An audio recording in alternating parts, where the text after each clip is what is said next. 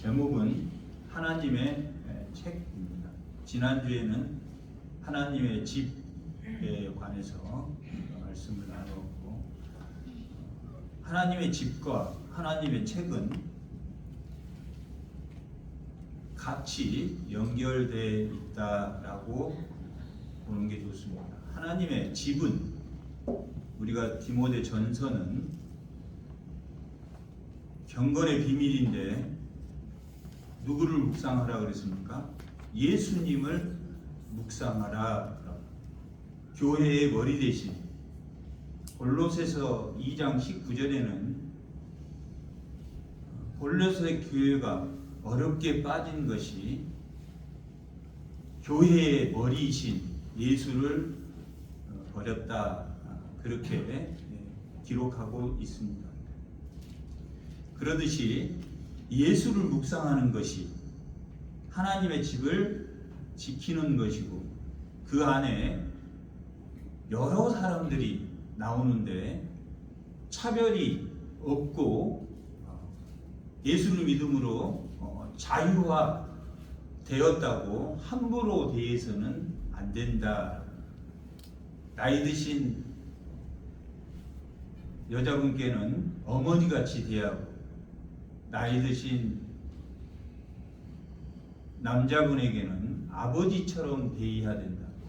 우리가 자유케 됐으니 똑같다, 이렇게 하는 게 아니라, 또한 상정과 노예 관계였던 그 노예들이 많이 자유를 찾았기 때문에 그 노예들도 상전 대하기를 아주 공경하는 마음으로 대해야 해요. 그래야 그것이 바로 하나님의 집이고 그게 가족이다.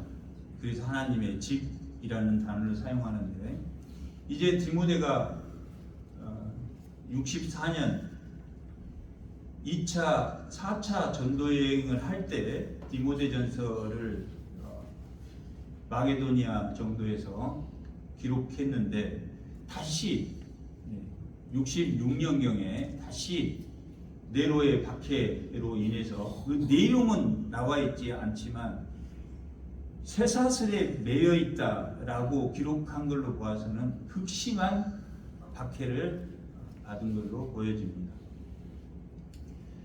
이제 자신이 4장 6절 7절에 보면 전제와 같이 부어져서 이제 죽을 때가 된 것 같다라는 고백을 하고 있는 그런 상황에서, 교회의 집에 대해서는 에베소서를 기록한 이후에 두 번째 에베소서를 써서 보냈고, 이번은 세 번째 죽을 그런 상황에 있는 그런 상황에서 세 번째 에베소서를 기록해서 보낸 게 디모데 후서입니다. 그렇게 다시 감옥에 갇혀 있었는데 1차 때는 연금 상태였기 때문에 상당히 자유로워서 복음을 전하는데도 상당히 그렇게 어렵지는 않았는데, 지금 상황은 갇혀 있고 쇠사슬에 매여 있고 이 정도가 아니라 모든 사람들이 누가 외에는, 누가와 지금 함께 있는데 누가 외에는 자기를 돌보는 사람이 하나도 없이 모두가 다 떠나버렸다라고 기록하고, 그리고 이제 곧 겨울이 시작되는데,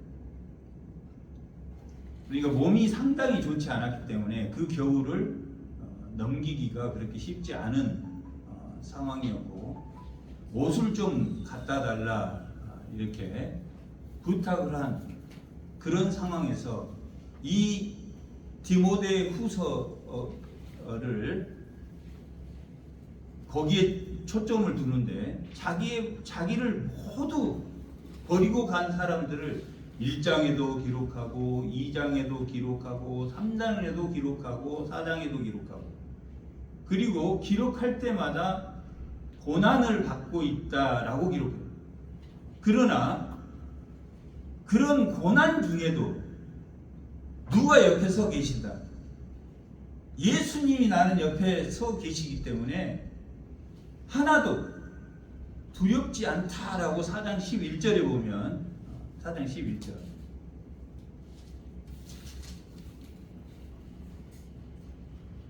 4장 11절이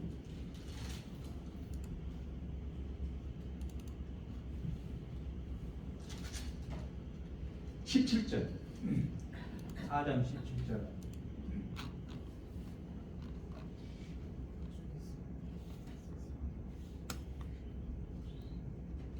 다 같이 한번 읽어보겠습니다.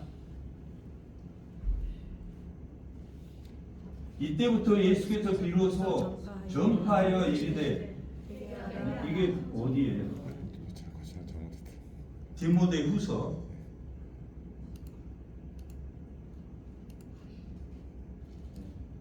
다 같이 한번 중요하기 때문에 다 같이 한번 주께서 내 곁에 서서 지금 이 사도 바울의 상황은 여러분이 알겠죠?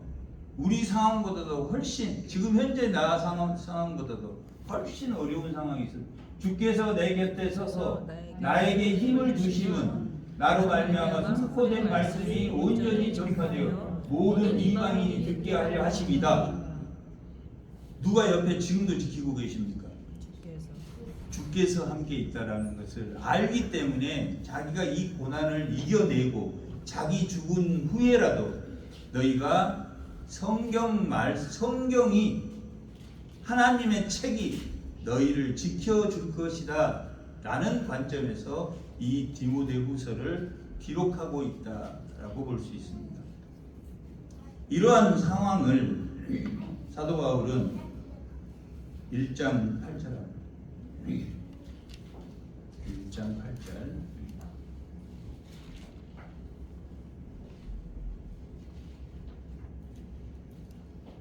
'다 같이 한번 읽어보겠습니다. 그러므로 너는 내가 우리 주를 증언함과 또는 주를 위하여 진짜된 나를 부끄러워하지 말고 오직 하나님의 능력에 따라 복음과 함께 고난을 받으라.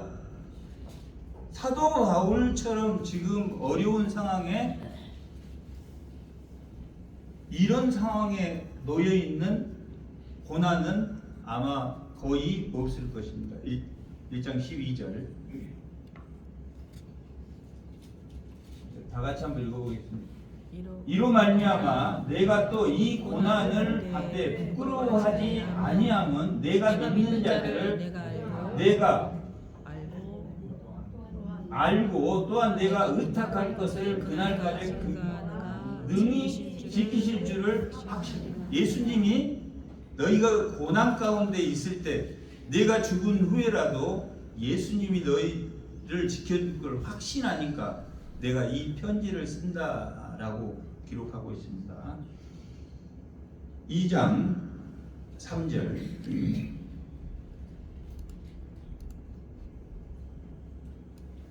다 같이 너는 그리스도 예수의 좋은 병사로 나와 함께 고난을 받아라. 다음에 9절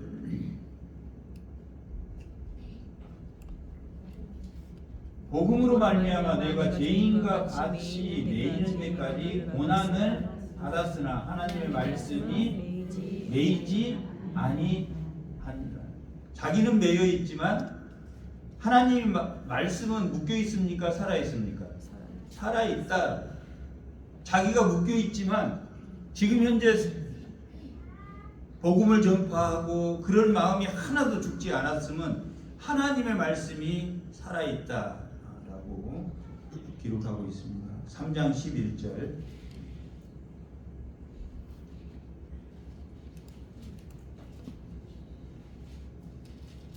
다 같이 박해를 받음과 고난과 또한 안디옥과 이코니온과 루스드라에서 당한 일과 어떠한 박해를 받은 것을 내가 과연 보고 알거니와 주께서 이 모든 가운데 나를 건지셨다. 지금 누구에게 보낸 편지입니까? 디모데에게 보낸. 디모데는 아주 젊은 에베소의 장로로 교회를 섬기고 있었는데 상당히 에베소 교회가 어려운 상황에 있을 때 너는 이 고난을 받되 너와 함께하는 예수가 반드시 승리할 것이다. 이렇게 각 장마다 기록하고 있는 내용입니다. 4장 5절 한번.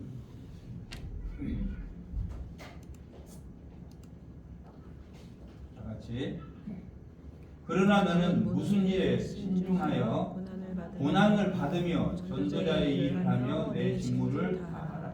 전제와 같이 내가 벌써 부어지고 나의 떠날 시간이 가까이 왔다. 고난과 함께 이제 떠날 시간이 됐지만 하나님의 집에는 무엇이 남아 있어야 된다라고 말하고 있습니까? 말씀이 남아 있어요.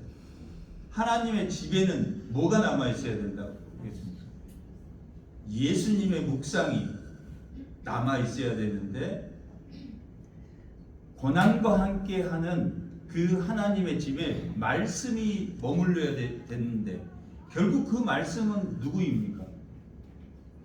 말씀이 육신이 되신 예수님이랍니다. 그러니까 교회는 예수가 떠나면 은혜가 떠나는 거고 예수가 떠나면 그리스도인으로 자체로 진리로 서 있을 수 없다라고 디모데후서는 그렇게 기록하고 있습니다. 이렇게 고난 가운데 하나님의 말씀이 너희와 함께 있어야 된다라고 말하는데 그 이유가 대적자들 때문이다 라고 말하고 있습니다. 오늘은 좀 찾아보겠습니다. 1장 15절.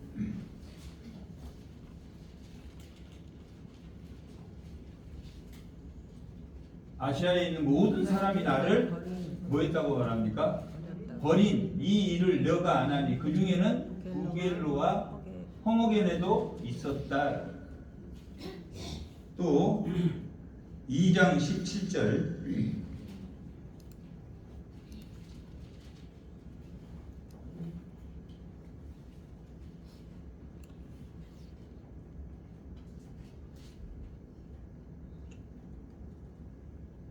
그들의 말은 악성 종양이 퍼져 나간 같은데 그 중에 호메네오와 빌레도도 있었다. 이 사람들은 어떤 사람입니까? 모르는 사람이었습니까? 아니면 같이 교회의 식구였습니까? 네, 교회의 식구였는데 이렇게 됐다. 이후에도 이런 일이 있을 수 있다 없다? 있다. 지금 이 경우는 거의 용서가 안 되는 사람들만 기록해 놓은 겁니다. 각 장별로. 그분들이 다시 돌아올 수 있을까요? 없을까요? 이런 사람이라도 돌아올 수 있다라고 하나님은 기록하고 있단 말이에요. 에돔은 이스라엘을 아주 괴롭혔던 족속들이었는데 형제였죠. 에돔의 족속들에게도 남은 자가 있다라고 다니엘서는 기록하고 있다. 스가랴서도 7장 이후에는 7장에서 14장까지의 내용은 이민족 하나님의 대적자들이 참된 목자가 오면 거짓 목자가 아닌 참된 목자가 오면 예수님이 이 땅에 오시면 그들도 돌아온다라고 기록하고 돌아오지 못할 사람은 없는데 지금 오늘 본문에서는 극단적으로 이 사람을 지금 후메네와 빌레도라는 사람이 가장 강조해서 대적자라고 하는 악성 종양 같다라고 말합니다. 이 문제는 고린도전서 5장에도 기록되어 있는데, 교회에 이런 문제가 있으면 이 분이 어떤 상태로 돌아와야 교회의 식구로 다시 받을 수 있는 겁니까? 정결해져야 돼. 죄에 대해서 회개를 해야 된다. 회개를 하지 않으면 교회에서는 어떻게 하라고 나와 있습니까? 이 악성 종양과 같은 사람은 고린도 전서에서는 5장에서는 너희가 쫓아내라 이렇게.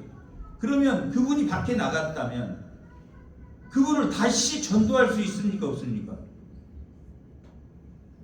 세상 밖에 있는 음행한 자나 나쁜 우리가 악성 종양과 같은 사람을 사귀지 말라는 것이 아니다라고 성경은 기록하고 있단 말이에요.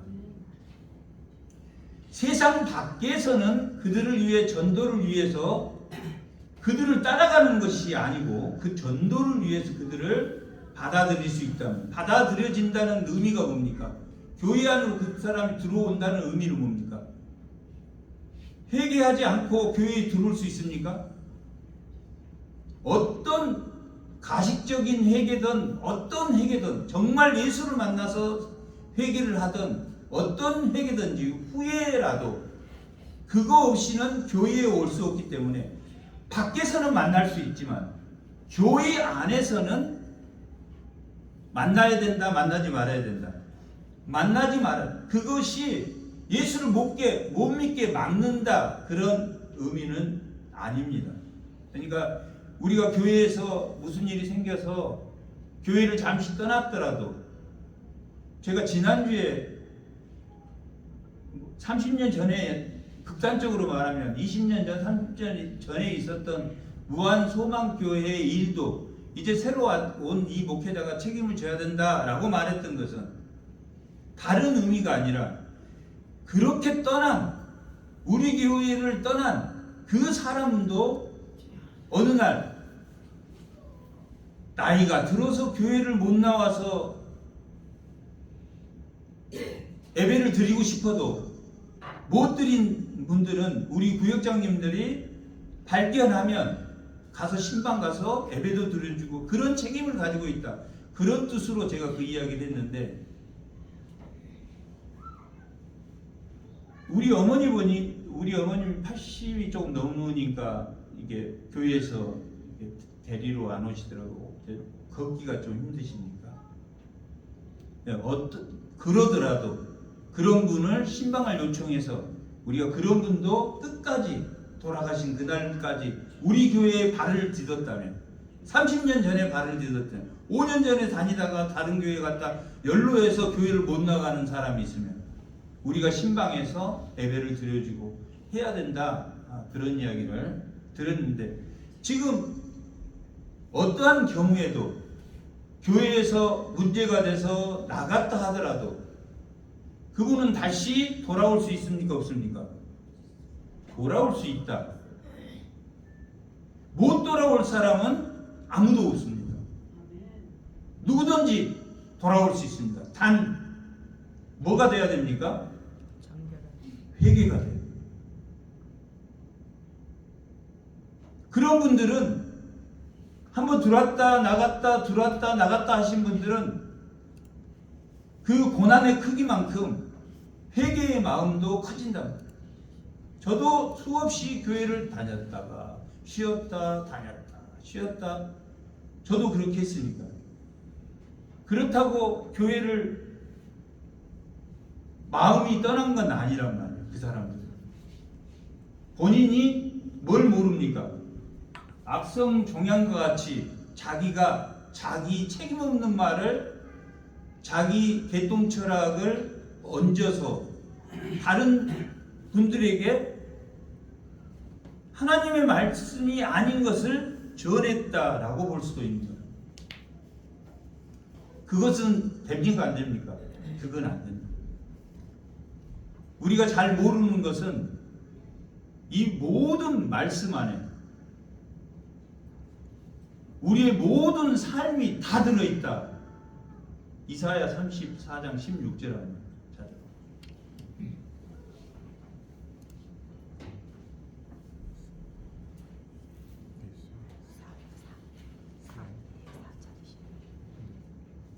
34장 16절. 다 같이 한번 읽어보겠습니다. 16절. 너희는 여호와의 책에서 찾아 읽어보라. 이것 가운데서 빠진 것이 하나도 없고 제짝이 없는 것이 없으리니 이는 여호와의 이를 명령하셨고 그의 영이 그것들을 모으셨기 때문이다. 성경이 모든 것을 다 포함하고 있다. 우리의 삶의 문제에 어느 것 하나 빠진 게 없다. 이걸 완전성, 성경의 완전성. 오늘 본문에도 있는 말씀입니다.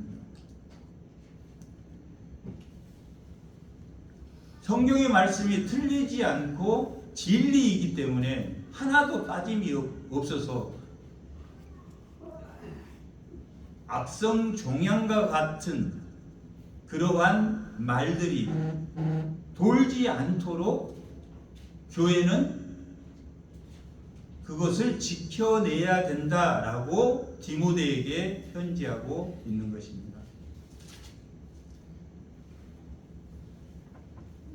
17절 14절 2장 14절입니다.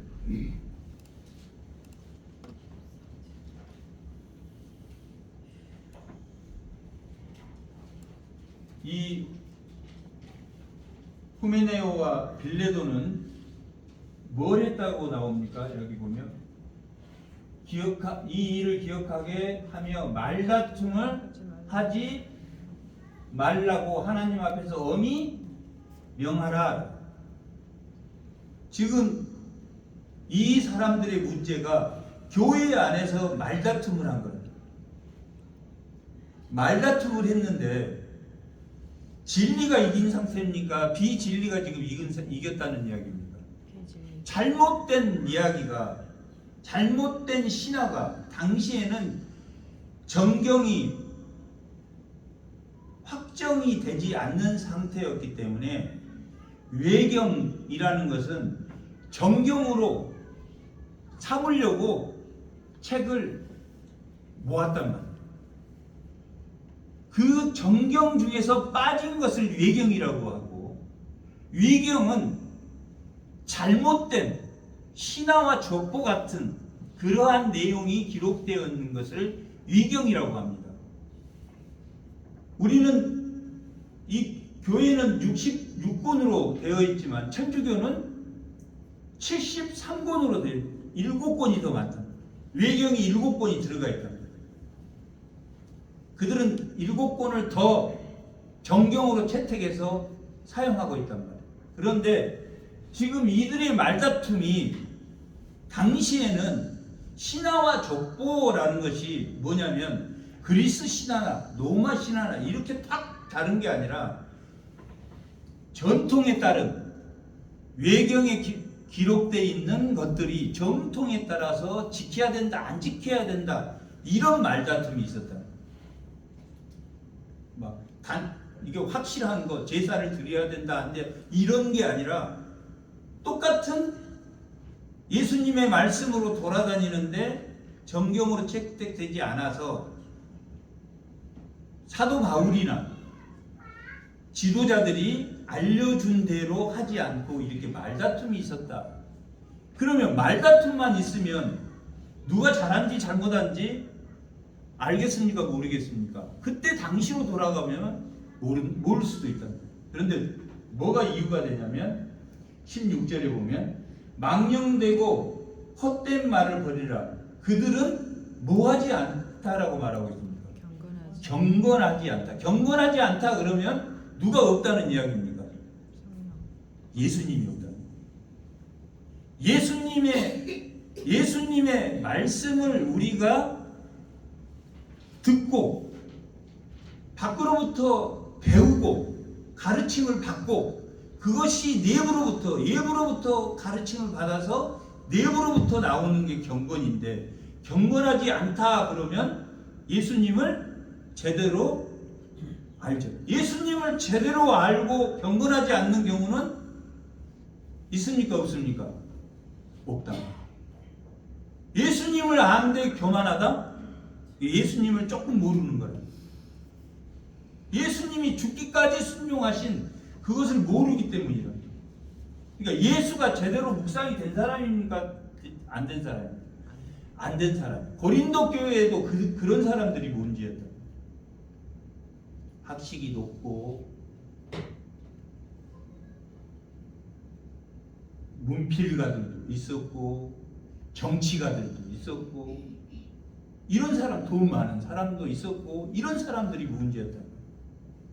그래서 십자가의 도는 하나님의 뭘 가진 자다? 영을 가진 자. 예수를 묵상하는 자가 참된 지혜자다라고 말해요. 세상의 정치가가, 세상의 문벌가가, 세상의 사업가가 하나님의 지혜를 갖는 게 아니라 예수를 묵상하는 자가 지혜를 갖는 자다라고 말합니다. 예수가 없으면 하나님의 계시의 말씀을 알아듣습니까? 못 알아듣습니까? 못 알아듣습니다.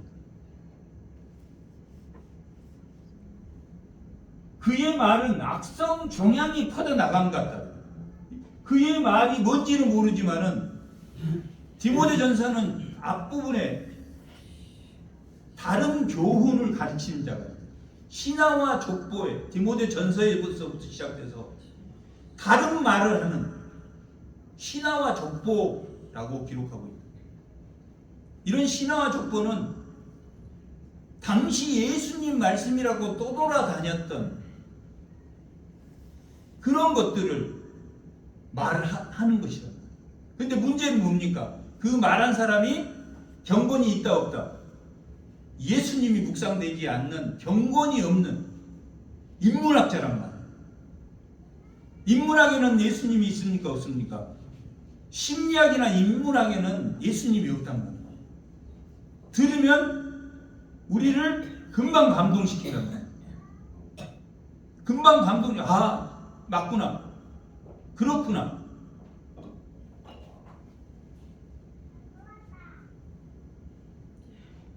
그게 인문학이나 심리학이나 이런 것들은 자기를 지탱해 주지를 못한다. 오랫동안 진리로 남아서 나를 지탱해 주지 못한다. 그리고 그것들이 성경 말씀을 알아듣게 해주지를 못한다. 성경 말씀을 알아듣는 것이 하나님의 지혜고 그 지혜는 하나님의 영을 가진 자만이 알 수 있다라고 말하고 있습니다. 저분은 어떻게 저런 상황에서 저걸 버티지? 배우지도 못하고 아무것도 아닌 것 같았는데 죽음 앞에서 초연하고 아픈 수술대 앞에서 초연하고 우리는 놀랜단 말이에요. 아무리 문벌가고 학식이 높고 우리가 세상에서 지성이라고 하지만 그런 극단적인 두려움 앞에 서면 성령이 묵상이 되어 있는지 하나님의 말씀이 참된 진리로 가지고 있는지 디모데후서는 그런 걸 알려주기 위해서 기록한 책입니다. 고난을 이겨내라. 너희를 모두가 떠날 것이다. 언젠가는 너희를 모두가 떠날 것이다. 너희 옆에 예수가 서 있는 한 너희 할 일은 끝난 것이 아니다. 그리고 너는 나이를 먹었지만 늙은 것이 아니다. 하나님의 영이 있고 없고의 차이다. 이런 것을 1장에서 4장까지 기록했단 말이에요. 마치 잠언서처럼.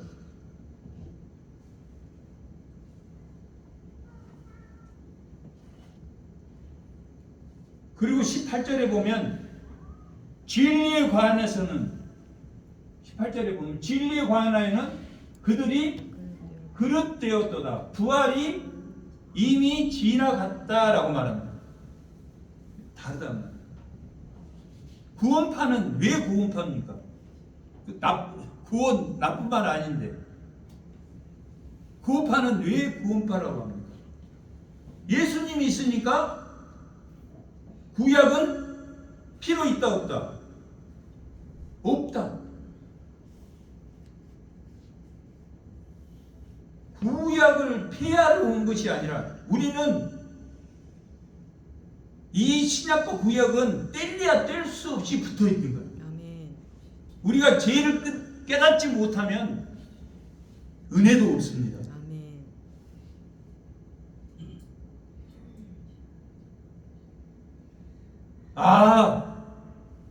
하나님 앞에 내가 죄를 졌구나. 그럴 때 비로소 은혜가 있다. 로마서 6장 1절에 기록되어 있다. 은혜를 더하려고 너희가 죄를 더하느냐?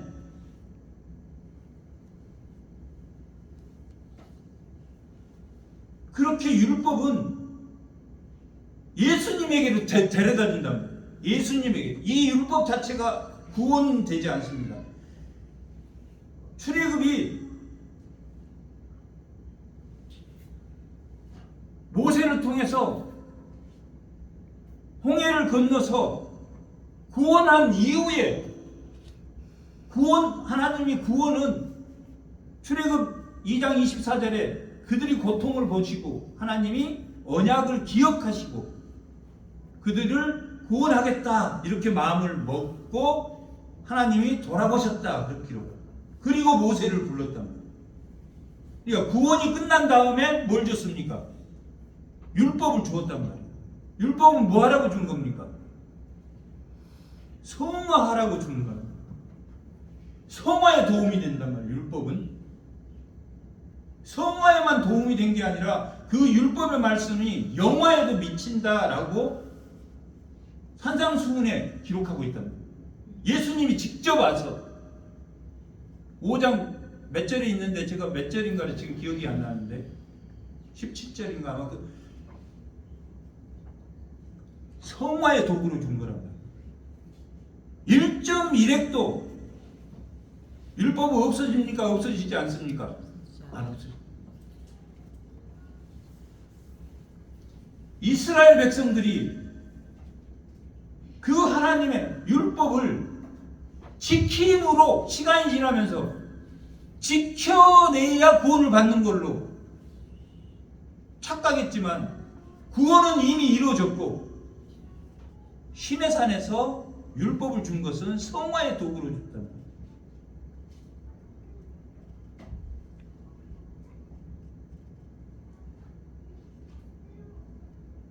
율법은 은혜로 나를 옮겨준단 말이에요. 내가 죄를 졌구나. 구약 때는 슈브 하나님께로 돌아가는 거, 라함 하나님 말씀을 깨닫는 거, 이게 구약 때는 회개의 단어로 썼단 말이에요. 하나님께 돌아가고 아니면 하나님의 말씀을 깨닫고 그걸 똑같이 회개의 개념으로 가져와서 우리가 하나님 말씀을 깨닫고 내가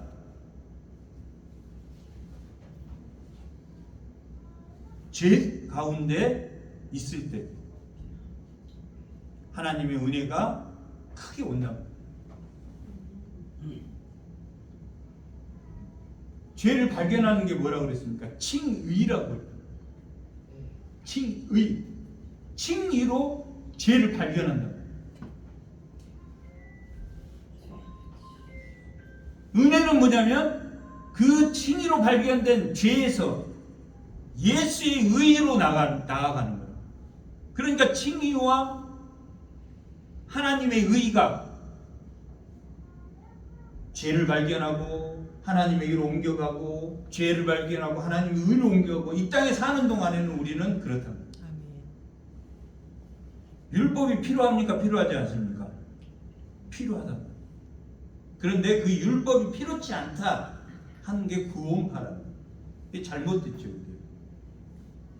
예수님이 직강으로 율법은 구원의 도구고, 율법은 영화의 도구다. 성화의 도구다. 영화의 도구다.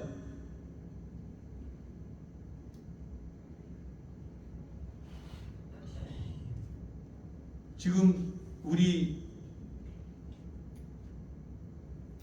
교단 마태복음 지금 4장까지 나가고 있는데, 이제 산상수훈이 율법을 해석해 준 게 마태복음 5장에서 7장까지, 그게 핵심이라고.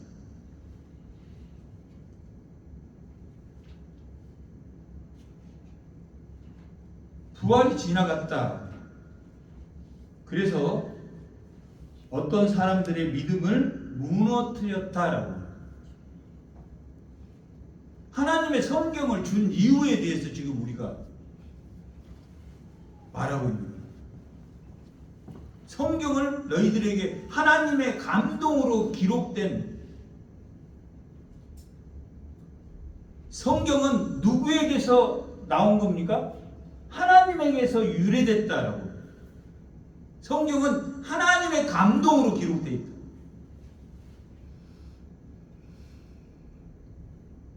그래서 우리가 고난 가운데 있고, 어떤 사람이 나를 떠나고, 어떤 사람과 다투고, 그럴 때 누가 서 있어야 된다? 예수님이 옆에 서 있어야 되는데, 그걸 알게 하는 것이 성경이다 라고 말하고 있다.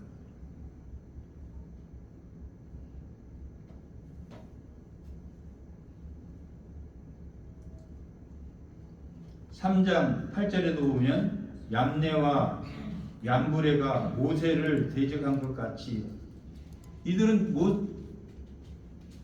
모세 때도 이런 사람들이 있었다라고 기록합니다. 4장에 보면, 4장 10절에 보면 대만은 이 세상을 사랑하여 나를 버렸다. 대만은 세상을 사랑해서 나를 버렸다. 그리고 14절에 보면 구리 세공업자 알렉산더가 내게 해를 많이 입혔으며 주께서 그 행한 대로 그에게 갚으시니라.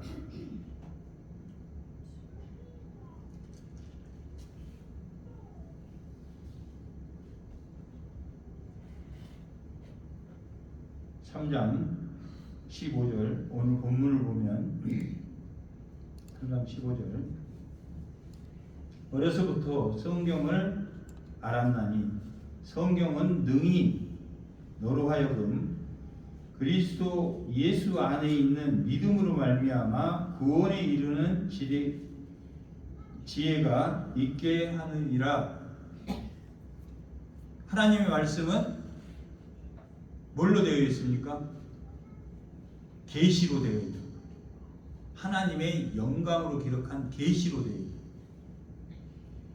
어떤 사람만이 그 계시, 미스테리온, 계시는 보이는 거다, 보이지 않는 거다. 보이지 않아. 뭘로만 보인다는 이야기입니까? 계시는 뭘로만 보입니까? 계시라는 그 단어가 미스테리온이라고, 비밀이란 말이에요. 안 보여. 그러면 우리는 성경을 두 사람이 있어. 계시를 보는 사람과 보이지 않는 사람이 있단 말이에요. 성경을 아무리 읽어도 지식적으로는 이해하겠는데 영적으로는 이해가 됩니까? 안 됩니까? 안 된다. 영적으로 이해가 되려면 뭐가 되어야 됩니까? 예수가 우리 안에 있어야 됩니다. 성령이 우리 안에 있어야 됩니다. 비로소 성령이 우리에게 있을 때만이 은혜가 된단 말이에요. 성령이 없으면 율법의 저주에 매였다. 아무리 읽어도 다 내려가는 것 같아요. 다.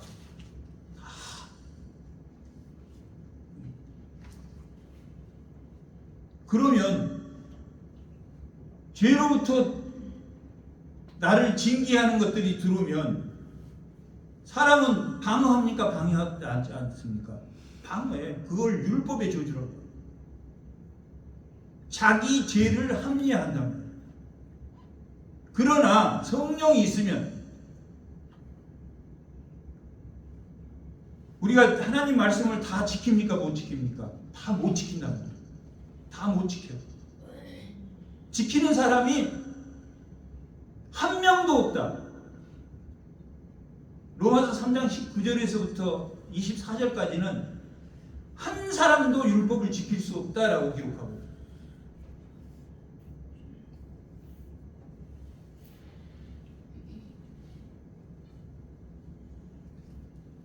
그러면 다 율법의 저주에 걸리지만 그 율법의 저주를 누가 지셨습니까? 예수님이 지셨단 말이에요.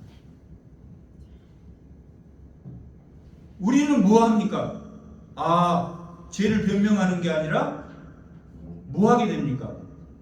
예수님이 십자가에 그 율법의 저주를 대신 받아주셨으니까 나는 뭐 하면 됩니까?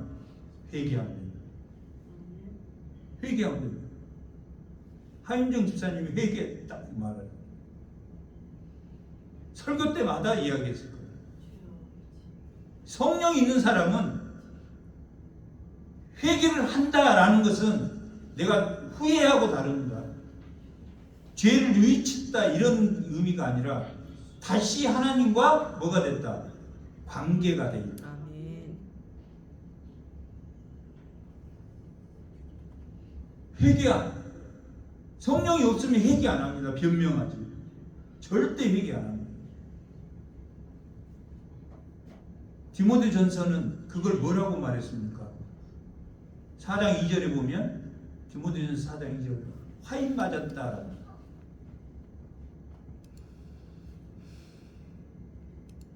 3장 마지막 부분에는 경건의 비밀이 있고 예수를 묵상하는 자가 되어 있고 4장 1절부터 3절까지는 반대로 하나님을 대적하는 자.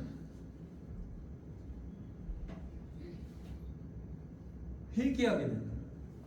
회개는 내가 잘못했다 막 후회한다 이런 의미가 아니라 하나님의 그 예수님이 나를 용서해 준 걸 감사하면서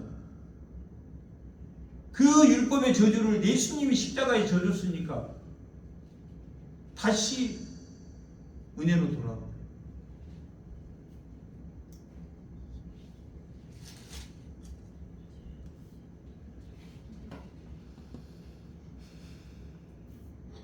16절 모든 성경은 하나님의 감동으로 된 것으로 교훈과 책망과 바르게 함과 의로 교육하기에 유익하다. 아멘. 방금 전에 우리가 이야기했다. 율법은 말씀이 육신이 된 그 예수님의 그 율법은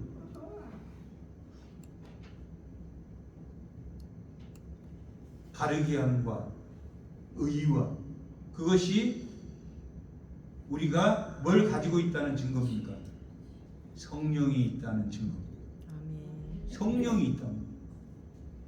나를 쳐서 복종하는 것은 성령이 있기 때문에 사도 바울은 날마다 죽노라 했다. 날마다 죽노라.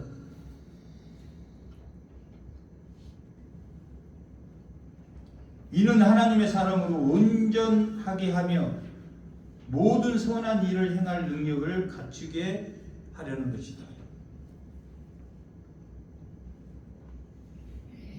양심은 믿는 사람에게만 있습니까? 믿지 않는 사람에게도 있습니까? 믿지 않는 사람에게도 있다고 합니다. 하나님이 그 양심을 주었기 때문에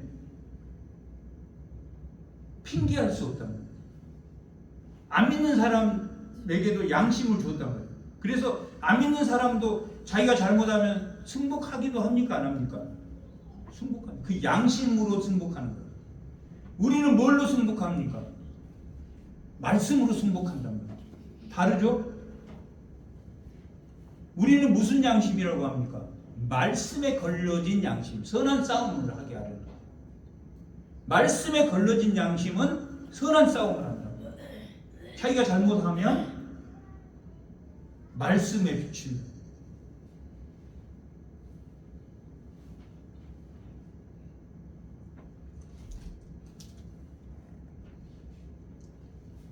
하나님의 사람으로 온전하게 하는,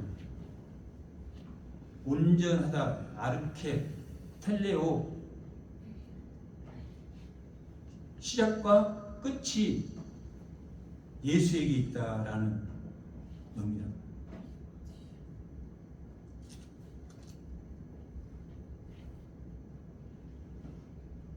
선한 능력을 다 회복하는 아멘. 온전한 주의 몸된 교회로서의 지체로서의 사명을 잘 감당하는 아멘. 주의 성도들이 되시기 바랍니다. 아멘. 잠깐 기도하겠습니다.